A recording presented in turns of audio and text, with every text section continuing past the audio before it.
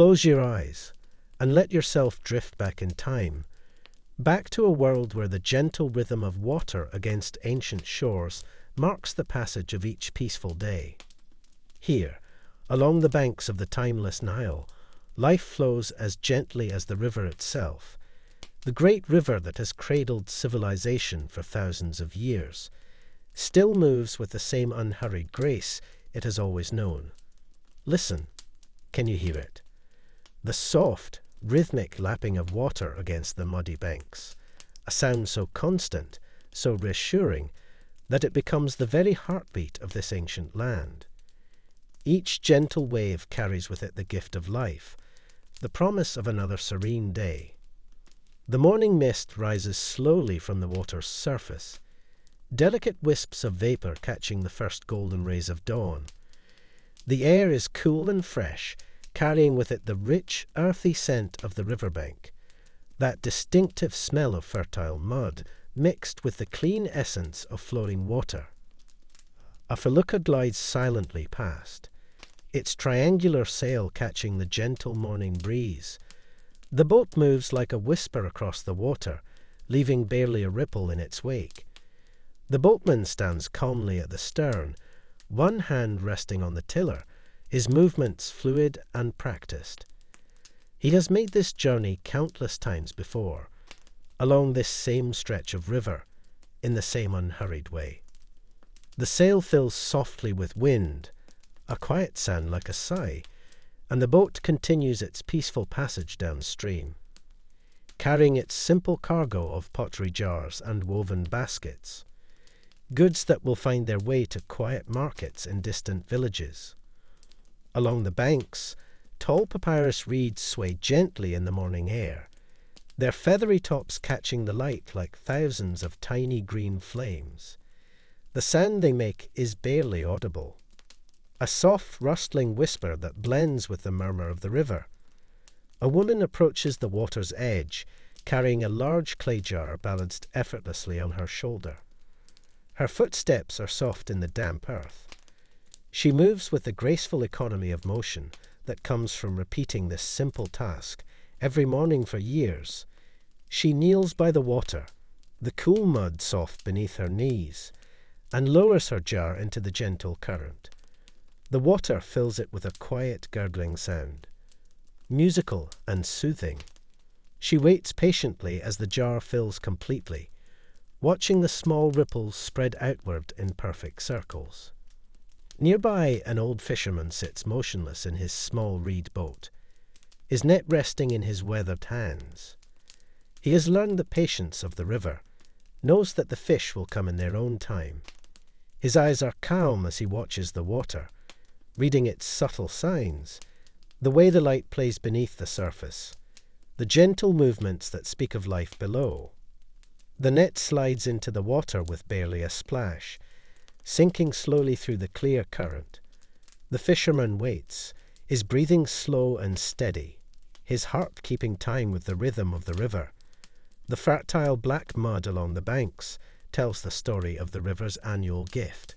Each year, the gentle flood comes, not as a destructive force, but as a blessing, covering the fields with rich, life-giving silt.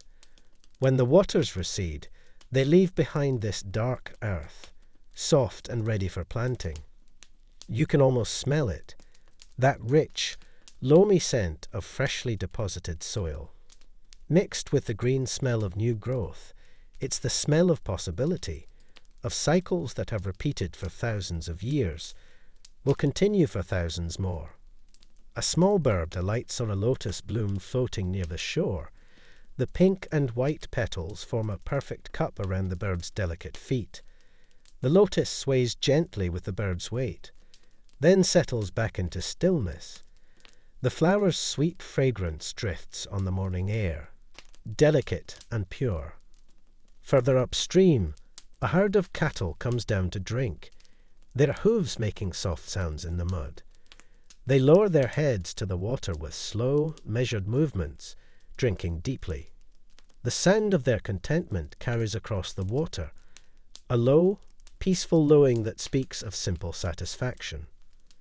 The sun climbs higher now, its warmth beginning to chase away the morning coolness. The light on the water becomes more brilliant, creating thousands of tiny diamonds that dance and sparkle with each gentle movement of the current. A mother duck glides by with her ducklings following in a perfect line behind her. They move without effort, their small wakes creating V-shaped patterns that gradually fade back into the river's smooth surface.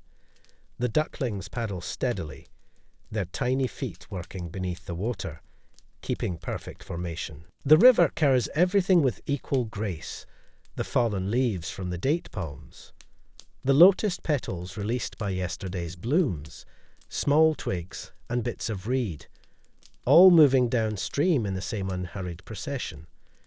Nothing is rushed here. Everything has its time, its place in the gentle flow. An ibis stands motionless in the shallows, one leg drawn up beneath its white feathers, its long beak poised above the water, waiting with infinite patience for the perfect moment to strike. Even in hunting, there is a quality of meditation, of deep connection with the rhythm of life. The water is crystal clear near the shore, clear enough to see the smooth pebbles on the bottom, the way they've been polished by countless years of gentle current. Small fish dart between them, silver flashes in the dappled sunlight. Their movements are quick but never frantic, part of the river's endless, peaceful dance. As the morning progresses, the sounds of the river community begin to blend together. The soft voices of women filling their water jars, the quiet splash of oars, the gentle lowing of cattle, the whisper of wind through papyrus, all of it harmonizing into a symphony of contentment. This is the embrace of the Nile, not demanding, not overwhelming, but constant and nurturing. Like a mother's arms around a sleeping child, the river holds this ancient land, providing everything needed for life, asking nothing in return but reverence, gratitude, and the wisdom to live in harmony with its gentle rhythms. The water flows on, as it always has, as it always will, carrying with it the dreams and hopes of countless generations, binding past and future in its eternal present. In this moment, in this place, time seems to pause, allowing us to rest in the perfect peace of the river's embrace. And now let us leave the riverside for a moment and follow one of these peaceful souls as they make their way home, to the simple comfort of walls built from the river's own gift, the mud-brick dwellings where families gather, where daily life unfolds with the same gentle rhythm as the water itself. Following the soft footsteps of our water-bearer, we find ourselves approaching a simple dwelling, built from the same rich earth that the Nile so generously provides each year. These walls, formed from mud and straw, dried under the gentle Egyptian sun, hold within them the quiet sanctuary of home. Step across the threshold, feel the immediate coolness that embraces you. The thick mud-brick walls, nearly 2 feet deep in places, provide a natural refuge from the warming day. The temperature here is always perfect, cool in the heat, warm when the desert winds blow. These ancient builders understood the wisdom of working with the earth, not against it. The entryway opens into a peaceful courtyard, the heart of this modest home.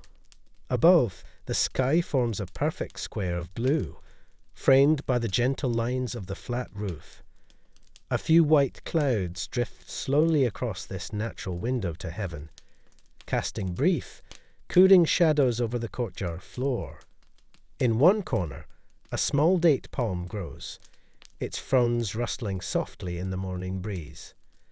The sand is like gentle applause, welcoming the new day. Beneath its shade, clay pots of various sizes rest against the wall, their surfaces smooth and cool to the touch, holding the precious water drawn fresh from the river. Listen, can you hear the soft murmur of voices from within the house? A mother speaking quietly to her children, her words carried on the still air like a gentle lullaby.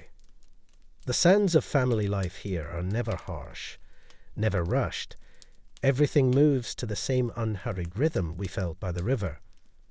A cat appears, padding silently across the warm stones of the courtyard, its golden fur catching the dappled sunlight. It pauses to groom itself, each movement deliberate and graceful, then settles into a perfect circle of fur, eyes closing in the supreme contentment that only cats sing to master. Through an arched doorway, we glimpse the main living area.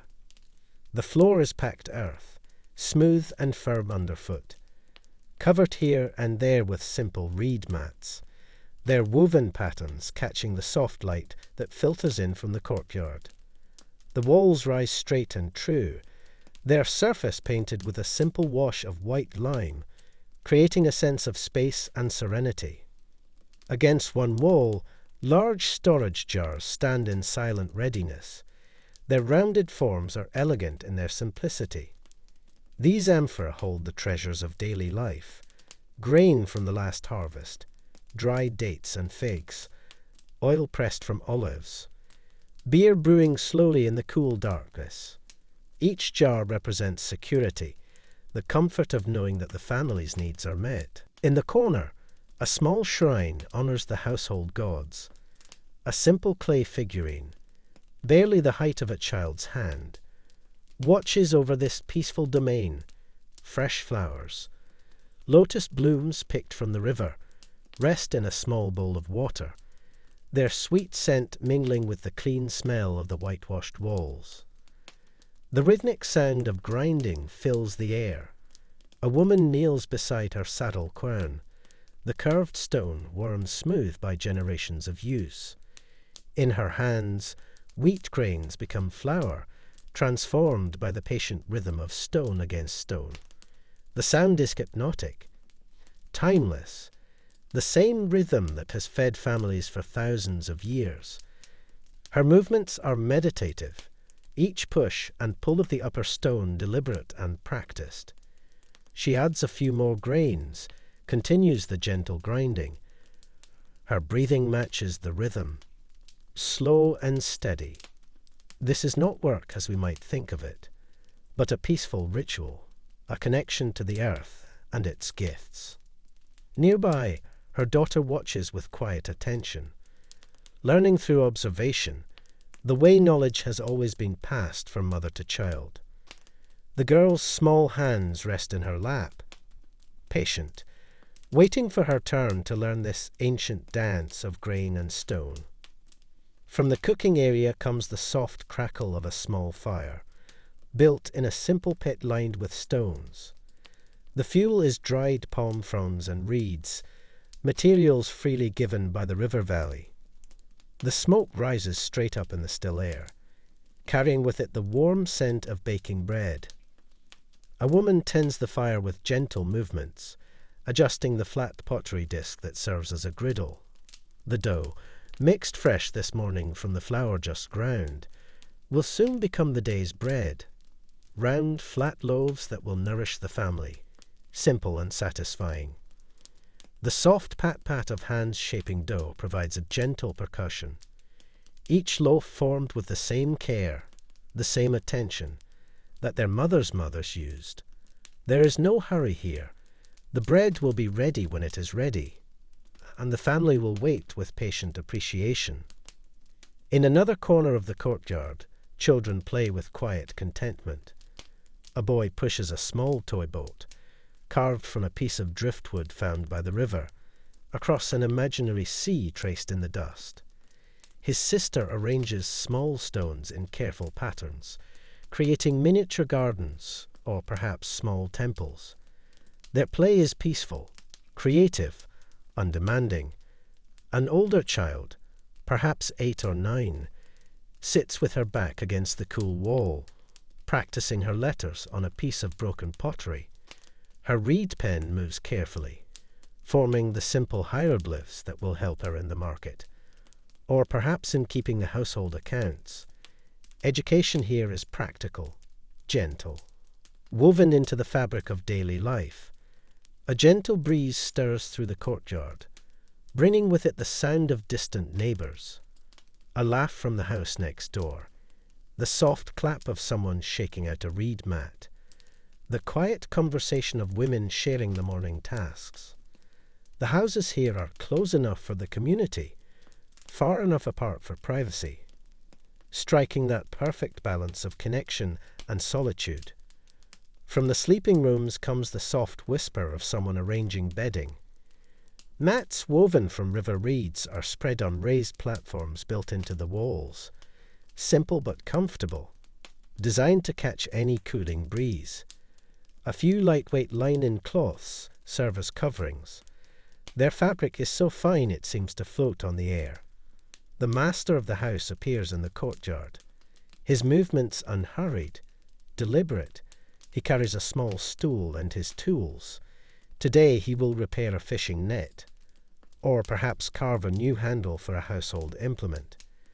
His work is careful, meditative, each cut of the knife or twist of the cord given its proper attention. He settles in the shade of the courtyard wall, his weathered hands taking up the familiar tools. The sound of his work is gentle, rhythmic. The scrape of wood against wood, the soft whisper of fibre being woven. He works without urgency, finding satisfaction in the simple act of creation, of maintenance, of keeping the household functioning smoothly. A neighbour appears at the courtyard entrance, invited in with a warm gesture. No words are needed. Friendship here is expressed through presence, through sharing. The visitor brings news from the market, gentle gossip about mutual friends, the comfortable exchange of people who have known each other for years. They sit together in companionable silence, occasionally sharing a quiet comment, watching the children play, listening to the domestic sounds of the household. This is community at its most essential. People choosing to share space and time, finding comfort in simple presence. The sun climbs higher, and the coolness of the mud brick walls becomes even more welcome. The thick earthen construction maintains its temperature, creating a natural air conditioning that no modern invention can improve upon. The ancient builders knew that working with nature, rather than against it, creates true comfort. A gentle splash from the courtyard well announces someone drawing water for the midday meal. The bucket descends on its rope, disappears into the cool darkness below, then rises again, heavy with clear, sweet water. The sound of water being poured into waiting jars provides a liquid percussion, refreshing just to hear. The family cat stretches, yawns, and relocates to a new patch of shade. Its movement is fluid, unhurried, a perfect example of the rhythm that governs this household. Nothing is forced. Everything flows naturally from one moment to the next.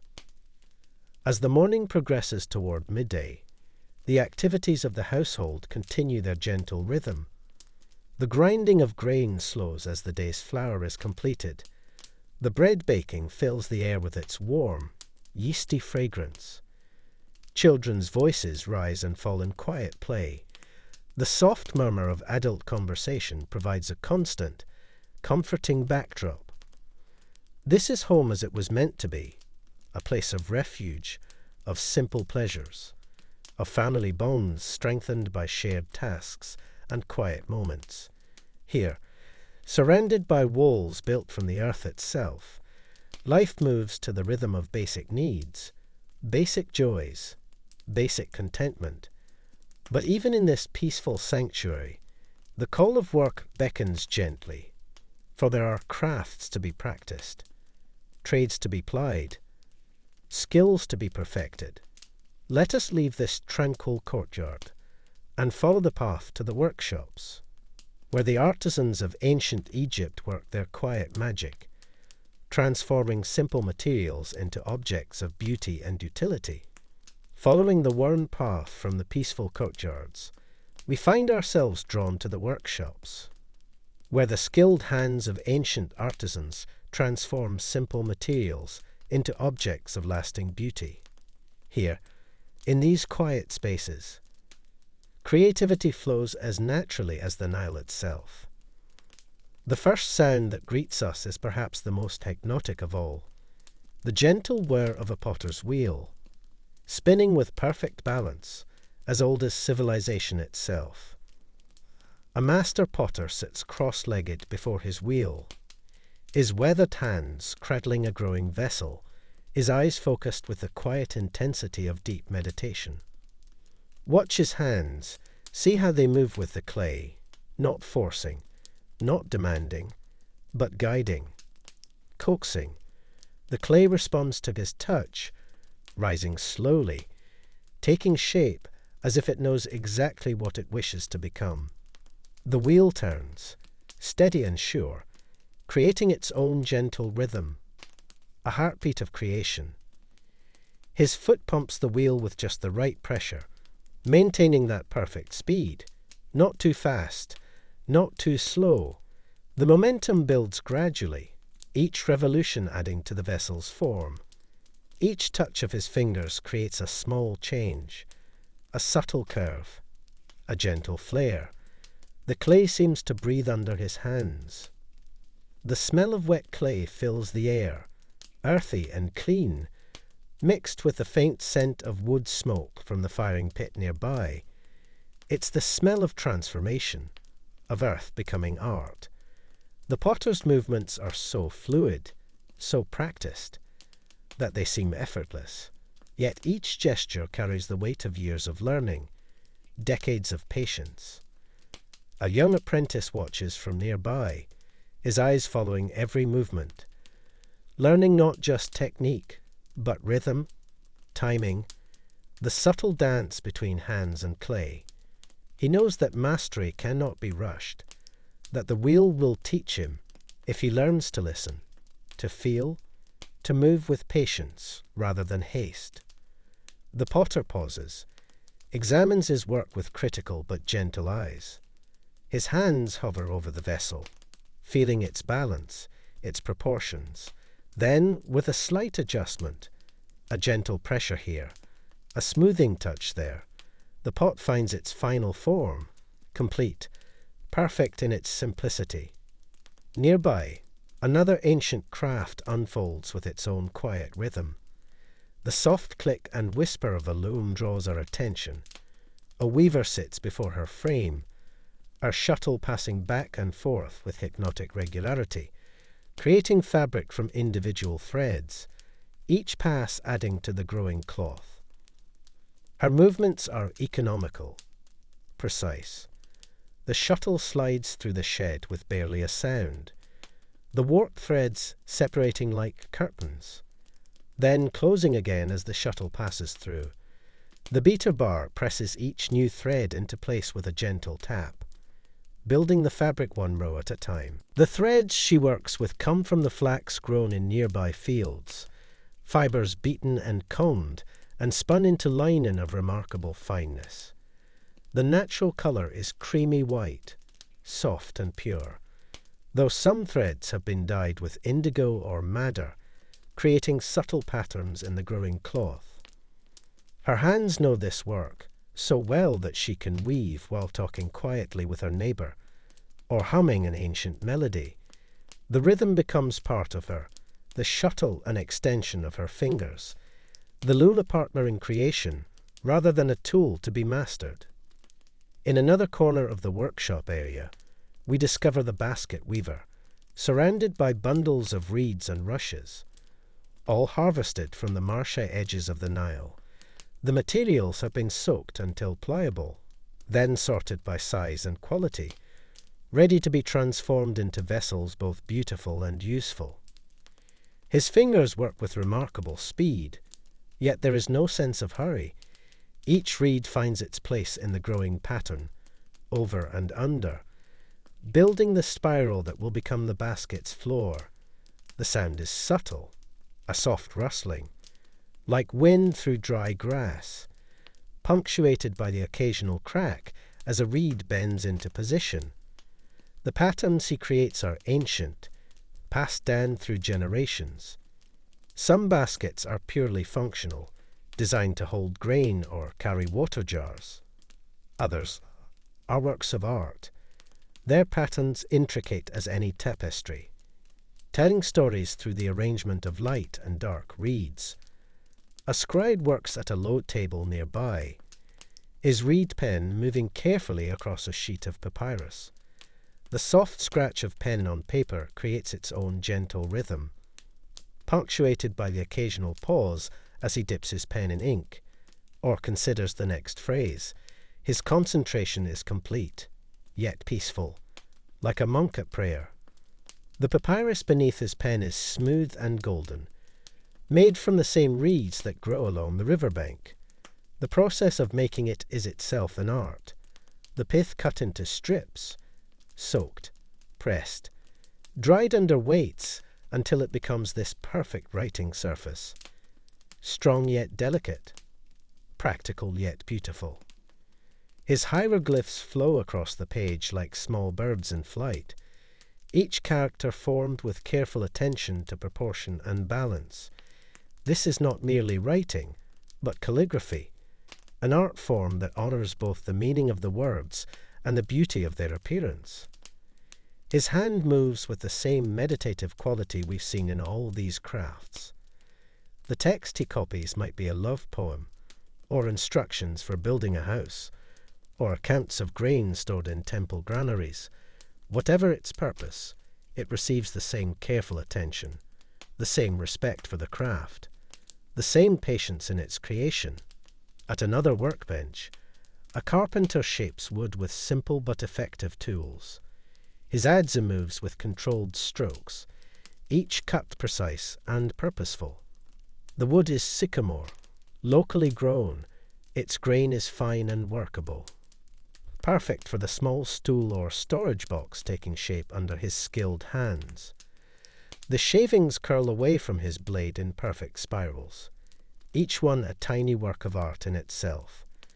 The smell of fresh cut wood mingles with the other workshop scents, sawdust and clay, ink and dyed wool, creating an atmosphere of creativity and industry, yet never hurried, never stressed. His tools are few but perfectly suited to their tasks. The adze for rush shaping, chisels for detail work, smoothing stones for finishing. Each tool has been cared for, sharpened, maintained, treated as a partner in creation. These craftsmen understand that good tools, properly cared for, can last a lifetime. A young woman works with delicate precision at painting small clay figurines. Her brushes are made from fine reeds, split and shaped to hold just the right amount of pigment. The colors she uses come from the earth itself, ochres and minerals ground to powder, mixed with plant gums to create paint that will last for centuries. Each figurine receives its colors slowly, deliberately, a wash of warm brown for skin, touches of black for hair and eyes, tiny details that bring the clay to life. Her hand is steady, her concentration is complete, yet there is joy in her work, visible in the slight smile that plays at her lips as each piece nears completion. The painted figures are meant as household gods, protective spirits for family shrines, or perhaps toys for children. Their purpose doesn't matter as much as the care given to their creation. Each one is treated as if it were a masterpiece, because in its own way it is. In a shaded corner, an elder carves ivory with tools so fine they seem like extensions of his fingers. The ivory comes from elephant tusks, traded from far to the south, precious and rare, demanding the highest level of skill. The old man works slowly, removing tiny shavings, revealing the form hidden within the ivory's creamy surface. His subject might be a comb, decorated with images of lotus flowers, or a small cosmetic spoon, its handle shaped like a swimming duck. Whatever emerges will be beautiful, functional, and built to last for generations. This is craft elevated to art, skill refined by decades of practice. The workshop rhythm continues around us, the steady turn of the potter's wheel, the soft whisper of the loom, the scratch of pen on papyrus. All these sounds blend together into a symphony of creation, each craftsman contributing their own voice to the harmony of industry. Yet there is no sense of competition here, no rushing to finish first. Each artisan works at their own pace, in their own time, secure in the knowledge that quality cannot be hurried, that the best work comes from patience, from attention, from the deep satisfaction of doing something well. An apprentice sweeps the floor, gathering the shavings and clay scraps. Nothing is wasted here. The wood shavings will kindle fires. The clay scraps will be recycled into new vessels. Even the smallest threads from the loom will find use in some household task. This is a world that understands the value of everything, the sacredness of materials. The light shifts as the sun moves across the sky, changing the shadows in the workshop, creating new patterns of light and dark. The craftsmen adjust their positions without thought, following the light, working with the natural rhythms of the day, their ancient dance with time and shadow and seasonal change. As we watch these skilled hands at work, we begin to understand something profound about the pace of life in ancient Egypt. Here, time is not money, time is craft. Time is the slow accumulation of skill, the patient building of beauty, the gentle transformation of raw materials into objects of lasting value. Each piece created here will outlive its maker, will serve families for generations, will carry forward the skill and care invested in its creation. This is work with meaning, purpose beyond mere survival, creation that enriches both maker and user. The afternoon draws on, and gradually the workshop sounds begin to fade. Tools are cleaned and carefully stored. Works in progress are covered or moved to safe places.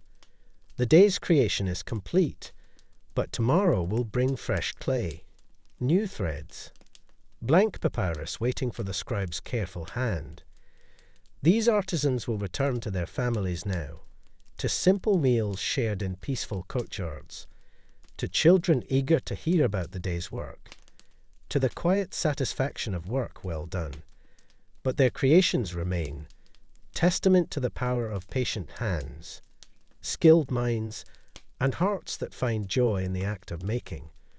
Let us follow them now, as they leave these workshops behind, and walk toward the fields where other hands work their own kind of magic, transforming seed into grain, tending the crops that sustain this ancient civilization, working always in partnership with the sun, the soil, and the life-giving river that makes it all possible.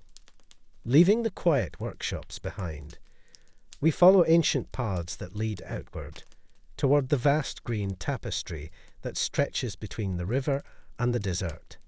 Here, beneath the golden Egyptian sun, the eternal dance between earth and sky, seed and harvest, human hands and nature's abundance, continues as it has for thousands of years.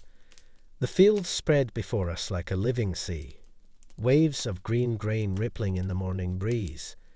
The barley and emmer wheat stand tall and proud, their heads heavy with the promise of bread, of life itself. Each stalk sways with its neighbours, creating patterns that shift and flow, mesmerizing in their simple beauty.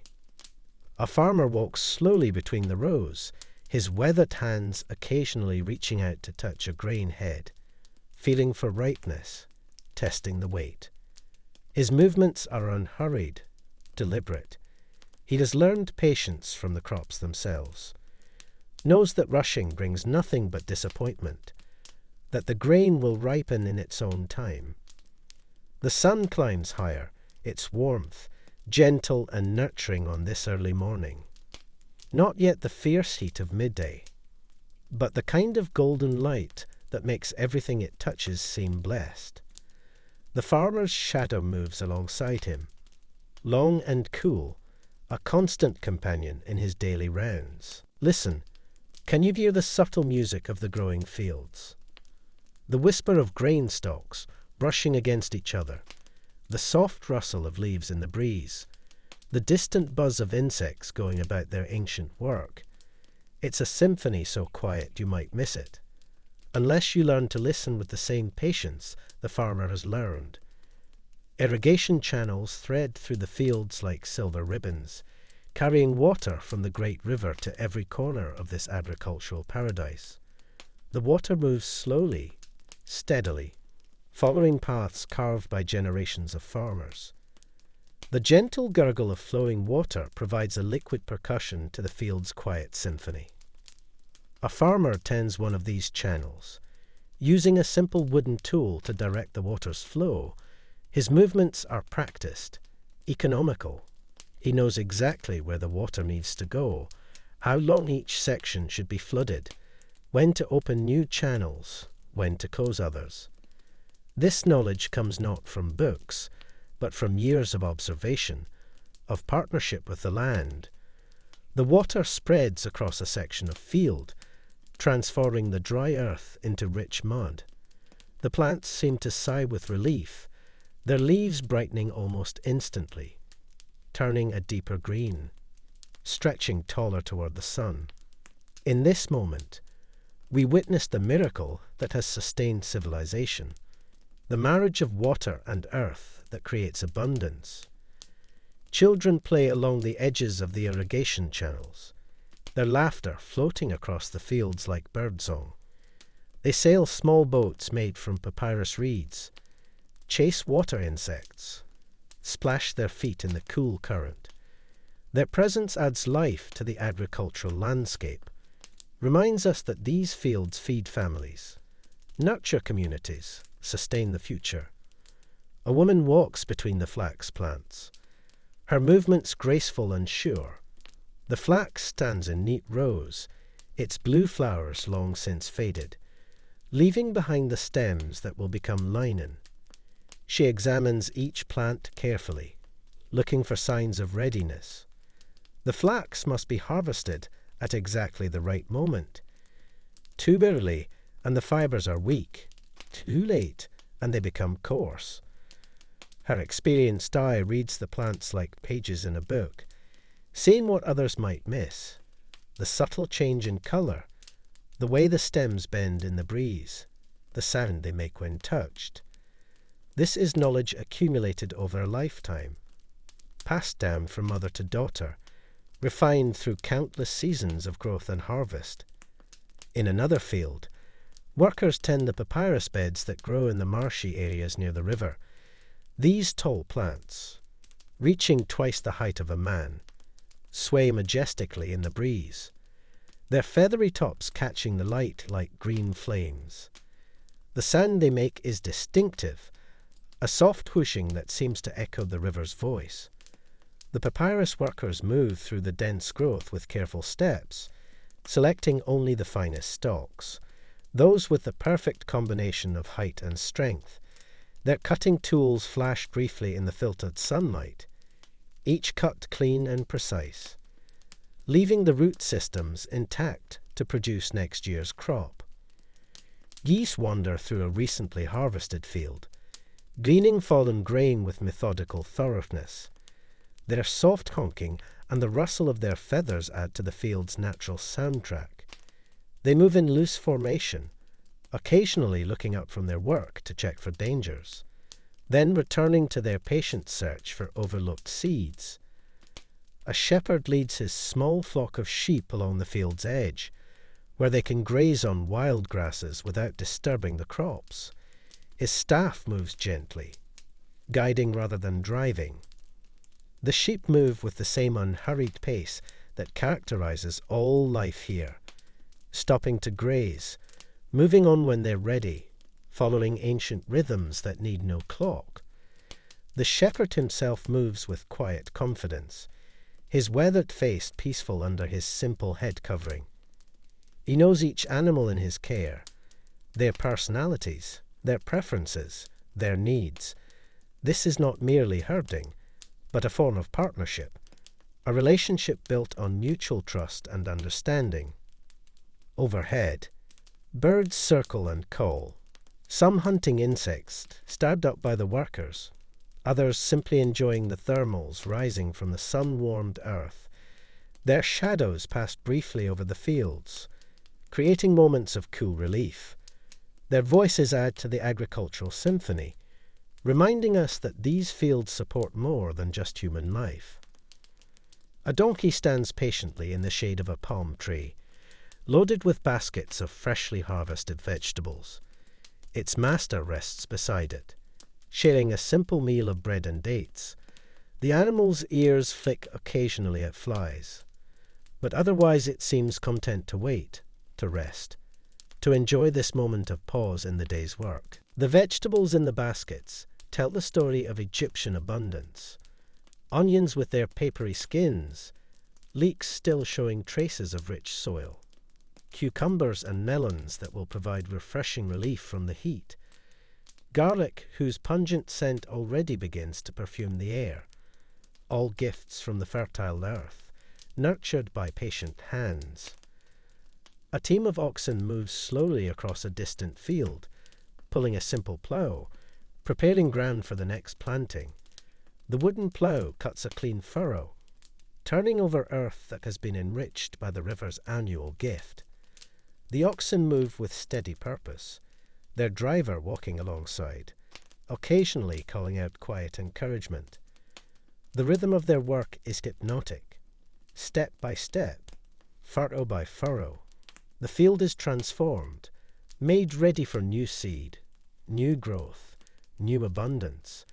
This is the eternal cycle that sustains all life, the patient preparation that makes harvest possible, the faith that next year will bring its own blessings.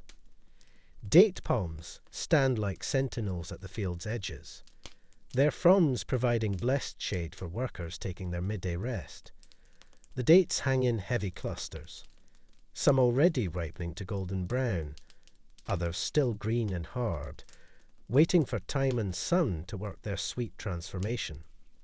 Workers rest in the palm's shade, shaving water from clay jars, their voices quiet and companionable. They speak of families, of the progress of crops, of plans for the evening's simple pleasures. Their conversation flows like the irrigation water, unhurried, natural, essential to the human spirit. The sun reaches its zenith, and the wise farmers seek shade, knowing that the fierce midday heat is not for working. This is time for rest, for reflection, for the quiet satisfaction that comes from honest labour. The fields themselves seem to pause, waiting for the cooler hours to resume their subtle growth. In this moment of stillness, we can almost feel the crops growing, the slow process by which seed becomes grain. Earth becomes abundance, patient tending becomes harvest. It's a magic so common we rarely notice it, yet so profound it sustains all life. The daily miracle of agriculture. A gentle breeze stirs the grain again, sending waves across the field's surface. The sand is like distant applause, nature celebrating its own abundance. The workers smile at the sight, knowing that such movement means healthy crops, good grain, successful harvest, full granaries for the coming year. As the afternoon progresses, workers begin to emerge from their shaded resting places, ready to resume the gentle rhythm of agricultural life. But their work is never frantic, never desperate. They move with the same measured pace as the crops themselves. Understanding that good things come to those who wait, who tend, who trust in the ancient partnership between human effort and natural blessing. A woman walks between the vegetable plots, carrying a large basket, selecting the finest specimens for her family's evening meal. Her choices are made with care, taking only what is needed, leaving the rest to continue growing. This is abundance managed with wisdom, prosperity guided by restraint. The basket fills slowly with the day's harvest, tomatoes still warm from the sun, herbs that release their fragrance at the slightest touch, vegetables that will nourish her family, provide the energy for tomorrow's work. continue the cycle of growth and sustenance that has fed this land for millennia. Granaries stand in the distance, their rounded forms rising from the earth like small hills. These structures hold the security of the community, grain stored against lean times, surplus that allows for trade, for prosperity, for the leisure that makes art and learning possible. They represent the success of this agricultural system, the abundance that flows from working with rather than against nature's rhythms.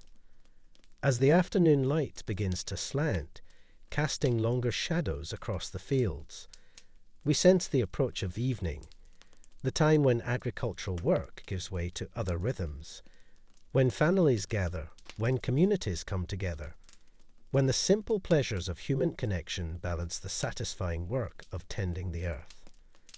The fields will continue their quiet growth through the night, watered by dew, blessed by starlight, following the ancient patterns that need no human supervision. But tomorrow will bring new tasks, new tending, new partnership between human hands and the earth's generous spirit. Let us leave these peaceful fields now, as the workers themselves begin to gather their tools, to think of home, of family, of the simple pleasures that await after a day of honest labour.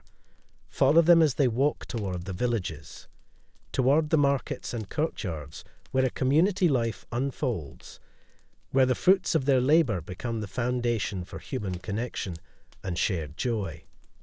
As the golden afternoon light begins to soften, we follow the farmers and artisans as they make their way toward the heart of community life. Here, where neighbours become friends, where the day's work transforms into evening's simple pleasures, where the rhythm of individual effort gives way to the gentle harmony of shared existence.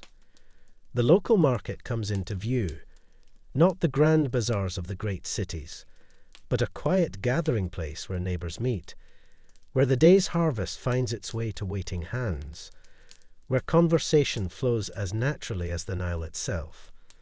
Wooden stalls line a simple square, shaded by palm fronds and woven reed mats, creating a peaceful sanctuary from the afternoon sun. A vendor arranges her fruits with artistic care, dates still sticky with sweetness, figs that split open to reveal ruby centres, melons that promise cool refreshment. Her movements are unhurried, deliberate, each piece of fruit placed with attention to colour and form. She takes pride not just in the quality of her produce, but in the beauty of its presentation. The fruits glisten in the filtered light, their colours rich and inviting, deep purples and golden yellows, the green of fresh cucumbers, the earthy brown of onions still fragrant with soil. This is abundance displayed with quiet dignity, prosperity shared rather than hoarded. A customer approaches, her market basket woven from river reeds. Her conversation with the vendor is gentle, unhurried. They discuss not just prices and quantities, but family news, the progress of mutual friends, the prospects for the coming harvest. Commerce here is about relationship, about community, not mere transaction. The soft murmur of bargaining carries on the air, but it's not the aggressive haggling of desperation, rather the gentle dance of people who know each other, who will meet again tomorrow, who understand that fairness benefits everyone. Voices rise and fall in quiet negotiation, punctuated by laughter, by the rustle of goods being examined, by the soft clink of copper weights on scales. Children weave between the stalls, their voices adding bright notes to the market's quiet symphony. They carry small baskets, helping their parents with purchases, learning through observation the art of selection, of evaluation, of the social graces that make commerce a form of community building. A potter displays his wares on reed mats, each vessel carefully arranged to catch the light. Water jars with graceful curves, cooking pots seasoned by use, oil lamps whose simple beauty transcends their humble function. Customers lift and examine each piece, feeling its weight, testing its balance, appreciating the craftsman's skill. The potter speaks quietly about his work, explaining the clay's origins, the techniques passed down from his father, the firing process that transforms earth into lasting utility. His words carry the quiet pride of someone who knows his craft well, who takes satisfaction in work that serves others. Baskets overflow with fresh vegetables, their colours bright against the neutral tones of woven reeds, leeks with roots still damp from morning watering, onions whose papery skins rustle at the slightest touch, garlic braided into neat chains, herbs that release their fragrance when gently crushed. Each display is a celebration of the earth's generosity. An elderly woman sits in the shade, sorting through bundles of flax fibers, her weathered hands moving with practiced efficiency, separating the finest strands from the coarser ones. Her work continues even here in the market, hands too skilled to remain idle, finding satisfaction in the simple act of preparation. The scents of the market blend together into something uniquely Egyptian. The sweetness of dates and figs, the earthy smell of root vegetables, the green freshness of herbs, the warm scent of bread baking in nearby ovens. It's an olfactory symphony that speaks of abundance, of community, of life lived in harmony with the land's gifts. As the afternoon progresses, families begin to gather their purchases and make their way home. The market gradually quiets, vendors beginning to pack away unsold goods, children helping to fold the reed mats and stack the wooden stalls. The transition from commerce to evening leisure begins with the same gentle rhythm that marks all activities here. Following one family as they walk home, we find ourselves in a peaceful courtyard where the day's purchases are transformed into the evening meal. The father arranges comfortable cushions in the shade, while the mother begins the quiet preparation of food. Simple tasks, but performed with the same care and attention we've seen throughout the day. The meal being prepared is simple but nourishing.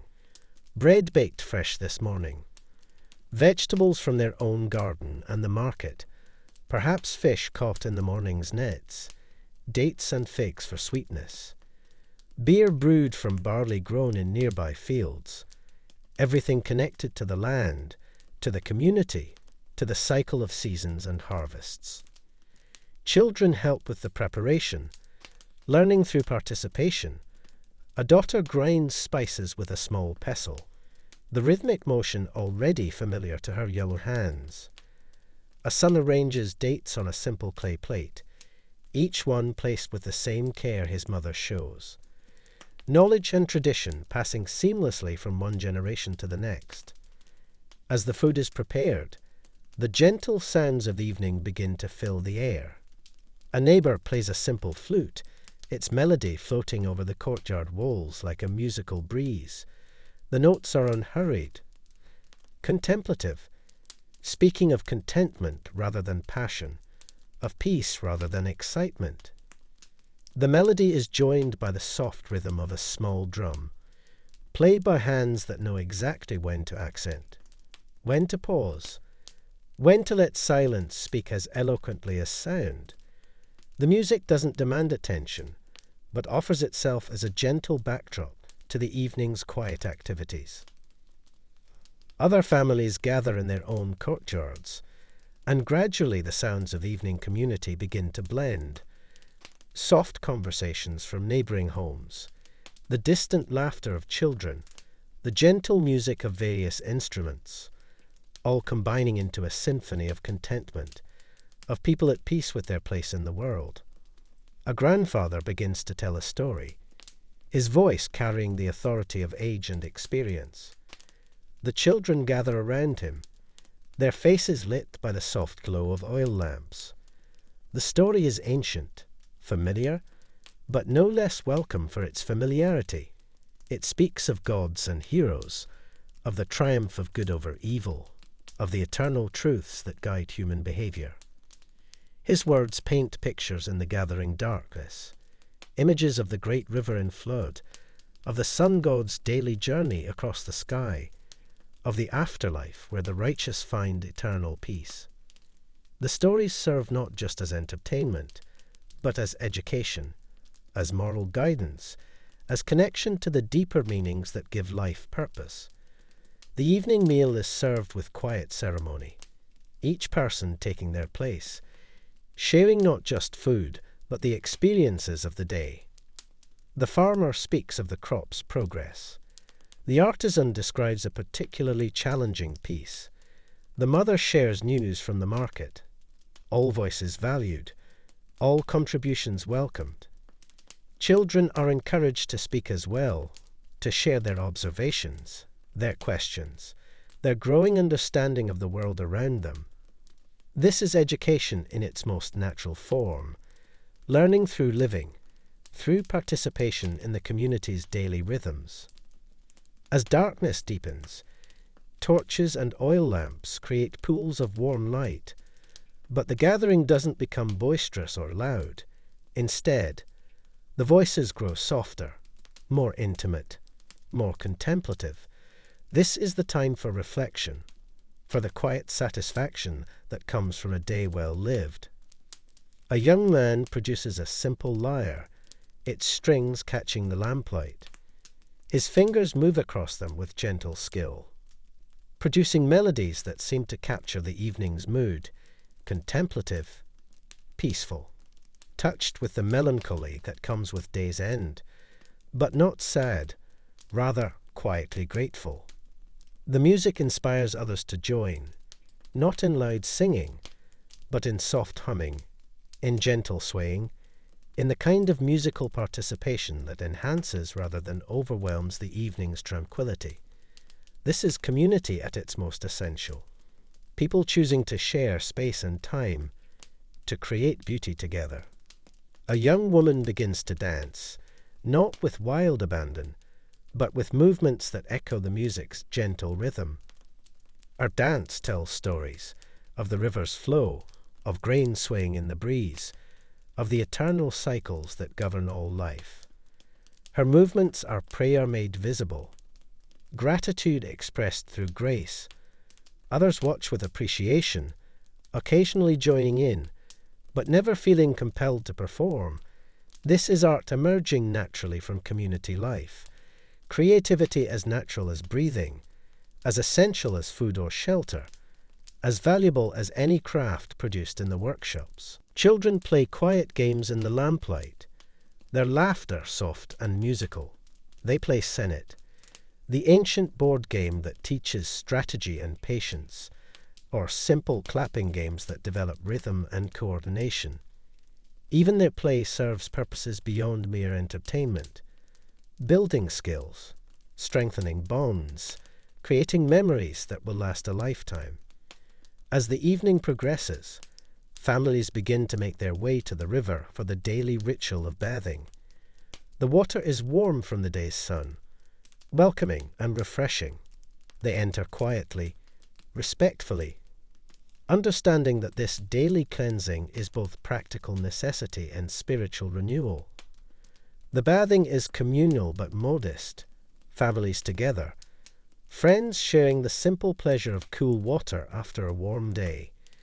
Children splash gently, their joy contained within appropriate bounds.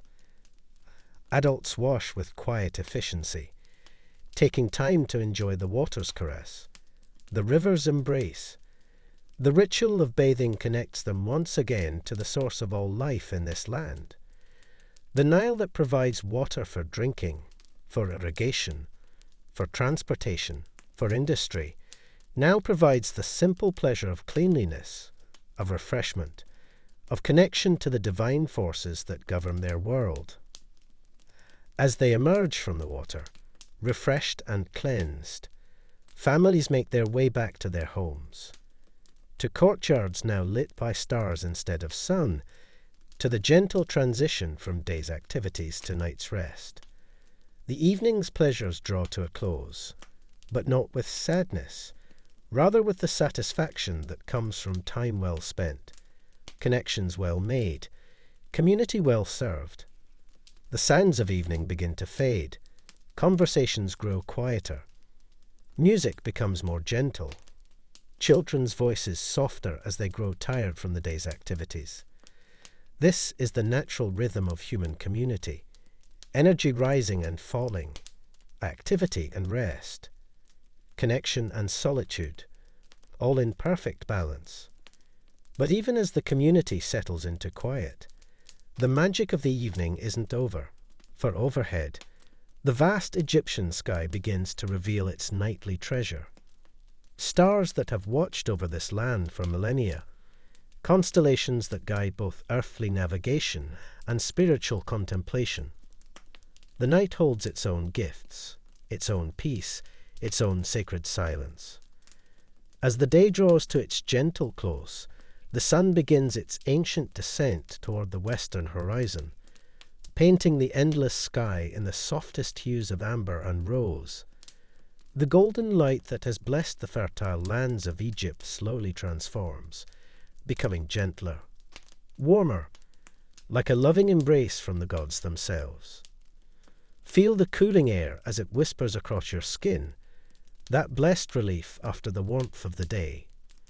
The gentle breeze carries with it the fading scents of the marketplace, the lingering warmth of fresh bread, the sweet fragrance of lotus blossoms floating peacefully on still water. Listen now to the quiet symphony of evening, the distant call of an ibis returning to its roost, the soft rustle of date palm fronds swaying in the evening air, the gentle lapping of the timeless Nile against its muddy banks, unchanged for countless generations. Above you, the vast canopy of night begins to unfold, stars appearing one by one like tiny flames of divine light, each one a reminder of the eternal order that governs all things. The same stars that guided the pharaohs, that watched over countless generations of farmers and craftsmen, now watch over you with their ancient, peaceful light. In the quiet courtyard of a simple home, a family gathers for their evening meal, sharing the day's simple blessings in comfortable silence. A mother offers a small portion of bread and honey at the modest household shrine, a quiet gesture of gratitude to the gods who provide, her whispered words carrying hopes for peaceful dreams and protection through the night. The air grows cooler still, and somewhere in the distance, the gentle notes of a wooden flute drift on the night breeze, a simple melody that speaks of home, of contentment, of the eternal rhythm that connects all life along the sacred river. A small oil lamp flickers softly in an open window, casting dancing shadows on mud brick walls, while outside, the desert night embraces the village with its profound silence. This is the silence of eternity, the same deep peace that has blessed this land since time began. The ancient Egyptians understood something we sometimes forget, that each day's end is not an ending, but a gentle transition, a peaceful passage from one state of being to another.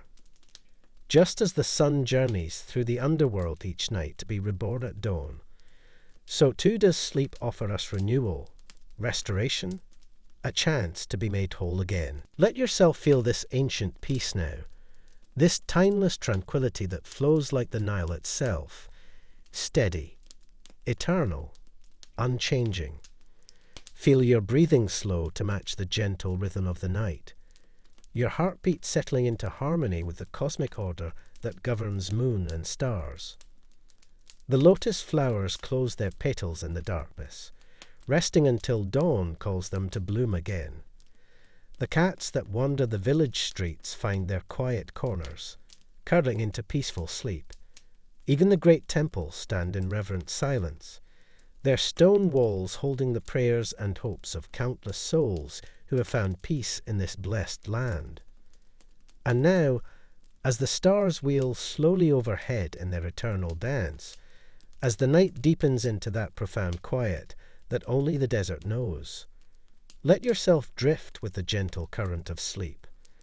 Like the ancient Egyptians who trusted in the journey of the sun through darkness, trust now in your own journey into rest. The timeless river flows on, carrying with it all the peace and wisdom of ages past. And you are part of that eternal flow, safe, protected, held in the embrace of something larger than yourself. Let the sacred silence of this ancient night enfold you. Let the stars be your guardians. Let the gentle breeze carry away all the concerns of the day, and drift now, peacefully, into the deep, restorative sleep that awaits. In this blessed land of the Nile, where time moves slowly and peace flows like water, find your rest, find your renewal, find your way to dreams as serene as moonlight on still water. Sleep now, and let the ancient wisdom of Egypt guide you to the deepest peace, the most restful sleep, in harmony with the eternal rhythm of the sacred river, flowing always toward the dawn.